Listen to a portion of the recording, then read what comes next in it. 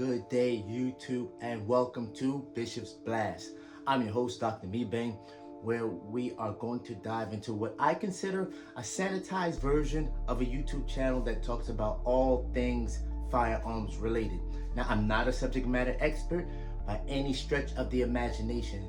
I'm just a retired Navy guy that loves God and has quite the affinity for all things that go boom. So at this point in time, I really want you to do me a favor as we start this off. If you would hit that subscribe button, I'm hoping that you'll be able to go ahead and chronicle this journey with me. Guess what? Maybe we will be able to have a blast together.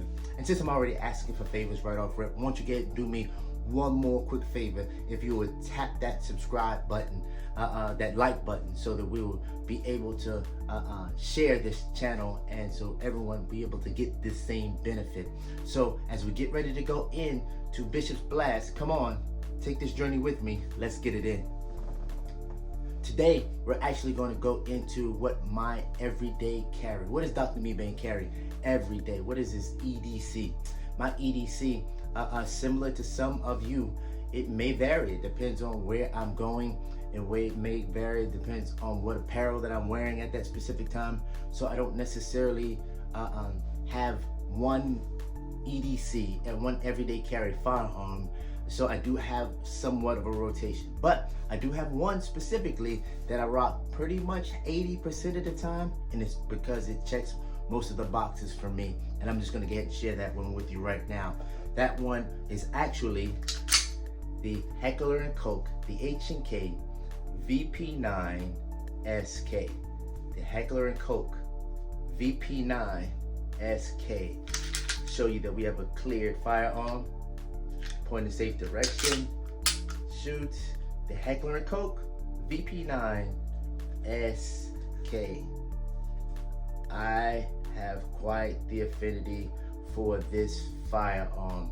This polymer frame striker fired pistol, it really does it for me for various reasons. Number one, I really love the fact of it has steel sights for a lot of the polymer frame firearms that usually have different sights. It has the Novak style sights.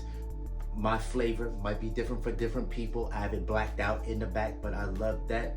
I love the fact that it has the front serrations on this, and so it has back and front serrations on the Vp9 Sk. And not only does it have that, but it also has these ears, these little flaps that are on the back that also kind of assist. I didn't think I was gonna like it at first, but it don't really. I don't have a problem with it. I was gonna modify it right off rip, but I'm sticking with it. But for those that you say, hey, look, it obstructs it and makes it a little bit more thicker, I really don't think so. But if so, you can actually replace these with slats that it takes that part out. You just have to take the back sight off altogether. But I'm here to let you. I thought it was gonna be an issue for me. Not really an issue. I love this. The ergonomics. I'm going to stick with that, and I'm going to follow up with that very shortly. But the one thing that I also like it has my rail, so I can put my light on it. As a matter of fact, for anyone that is tuned in with me right now, I really don't, and I haven't, and I probably need to have a light for my carry pistol, but I don't have one. And so if there's anybody that's rocking with an H&K Vp9 Sk currently, and you say, hey, look, this is the light for you, and the appropriate holster that will be able to holster that light, go ahead and put that in a message me, put that down there in that section, so I'll be able to get that information. This is something we're going through this together. But specifically, I love this pistol. The finish on this is great, even though I ran this thing quite back and forth, and I have a holster that I actually continue to put this thing in. It has not negatively affected, and I've done this back and forth practicing my draw. I've done this back and forth, and it has not negatively affected this whatsoever. So I really have an affinity for that. I love the fact of how it takes down. It's not very hard to take down. It's Glock-ish from a takedown perspective, but without having to pull the trigger at the end and take it all the way down. I love that the dual guide rod in here. It really helps to me mitigate a lot of the any recoil. So I find very minimal recoil for a pistol this small. It really it's amazing to me on how it actually functions. Now I'm gonna go ahead and let you know that there's a few things, even with this little common guy, that really do it for me. Number one, I need a reliable pistol. I need something that when I pull the trigger, if I ever have to use it, God forbid that I ever do, but if I ever have to use it in a self-defense perspective, I need to know that when I pull the trigger, it's going to work. And this is something that I've played around with and messed around with and made sure that it was reliable. Also, something that I do different from what I carry for some of the other ones that I just keep in my collection. I don't do very many mods to something that I'm going to maintain, because I want to be able to maintain the integrity of the pistol itself. So there's no modifications to this. I haven't done a trigger job or anything specifically with this firearm. But also, number two, I want to let you know, I like not just reliability, but I like the fact of accuracy. I know, before you beat me up, most people say accuracy goes to the shooter. But there are so many other pistols that I shoot pretty well, but I do not shoot them as well as the H&K Vp9 Sk. And because of that, it really, I feel comfortable with it. I have well over 3,000 rounds through this. No stovepipes, no misfires, no blockages. I've had no issues, zero issues with the H&K Vp9 Sk. And it's so comfortable for me to wear. I'm one of those appendix carry guys, don't hold it against me, but it's also comfortable for me to wear. Now, one of the last things that I really wanted to talk to you concerning this specific pistol is the fact of the matter of, once again, I'm gonna go back to that word that we sometimes overly use in the gun world, is the ergonomics. But how this thing fits in my hand is incredible. It feels like it's just perfectly fit for my hand. Now, the one thing that I really like about it, and I shoot other pistols. I shoot Glocks, I shoot SIGs, I shoot Rugers, I shoot Smith & Wesson, I have quite a few M&Ps. The list goes on. So I have various other firearms that I shoot, but the one thing I like about it, and as I'm talking about the ergonomics, let me show you something real quick. To me, it has a little bit of a 1911-ish grip angle to it. Let me show it to you. Firearms clear, safe direction, shoot. So it is 1911-ish when it comes down to the grip angle. So I love that. And I am a lover of 1911s. And I think that those are some of the ones that are more ergonomic to me. Now, even though this is the 1911, another thing that it has ergonomically that is a blessing to me is this is a Glock 19. And it's the Gen 3. So it has the finger grooves of the Glock 19 Gen 3.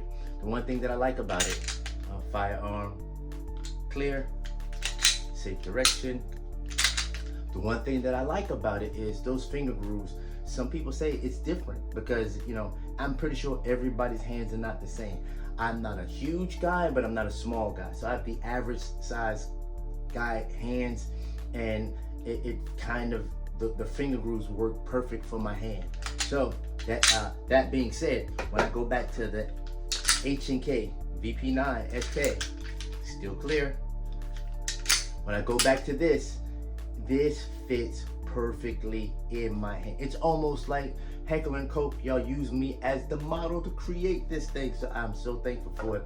This firearm has a 10 round capacity and 2 mags that was shipped with it. And with the 2 mags, one is somewhat flush fit, other one has additional finger grooves. So once again, it almost feels like, to me, I should have pulled out another one of my full-size firearms. It almost feels like, even though this is sort of like a micro compact, it feels almost full sizes in my hand, but yet it's not. So it's so comfortable for me to be able to carry in my hand ergonomically and actually on my frame. So that's the reason why I rock the H&K Vp9 Sk. I want you to continue to stay tuned with me. 2 things. If there was anything that I have a issue with the H&K Vp9, 2 things is, and one of it's not default because it actually comes that way if you buy it. I should have bought an optic version of it. So if I was to do it again, I would get the one where I could actually put an optic on it. The other thing is this: when it comes down to the magazines, these magazines are some excellent magazines, but different from some of the Glock and the other ones that you want to buy later on. These are a little bit more expensive than some of your other magazines. So if there were 2 nocks to it, those would be the 2 nocks that I would have. And one thing I can't believe that I almost forgot about is, and another thing that I didn't know I was gonna like, but I really do like it. I like that the magazine release is actually on the trigger guard. So if you can actually see, when you do this, this is the actual magazine release for it. So they call this a European style magazine release. And I didn't think I was going to be able to do that, but it works so effortlessly for me to be able to do this. So when I practice my reloads, I love it, and I don't have to change or modify my grip, my hands when I do this. So I am sold on the H&K Vp9 Sk. Now, I just want to continue to let you know, I rock with this, and I'm one of those medium range guys who can afford medium range guns. If I had staccato money, maybe I'll be able to give you a different perspective. But right now, this is how I'm living. This is what I'm doing. So I want to thank you once again for tuning in with me to Bishop Blast. I'm your host, Dr. Mebane, where we're going to continue to dive into firearm related content. We're going to have a couple of ones coming up soon, so I want you to stay tuned with me. You have to subscribe so that you'll be able to see. I've been recently carrying a firearm when I go on travel, on an airplane. We're going to talk about that. We're going to talk about 10 firearms that I bought and I do not sell, but I will tell you I probably would never buy them again. Also, there's probably 10 firearms that I'm going to also share that are probably my top 10, and I don't care if they tried to wrestle it out of my dead carcass. I would not get rid of that firearm. But I just want to let you know, I am here, Bishop Blast. Please subscribe, stay tuned. We're gonna have a good time as we talk about things, all things firearms related. So once again, stay tuned, stick with me, be blessed.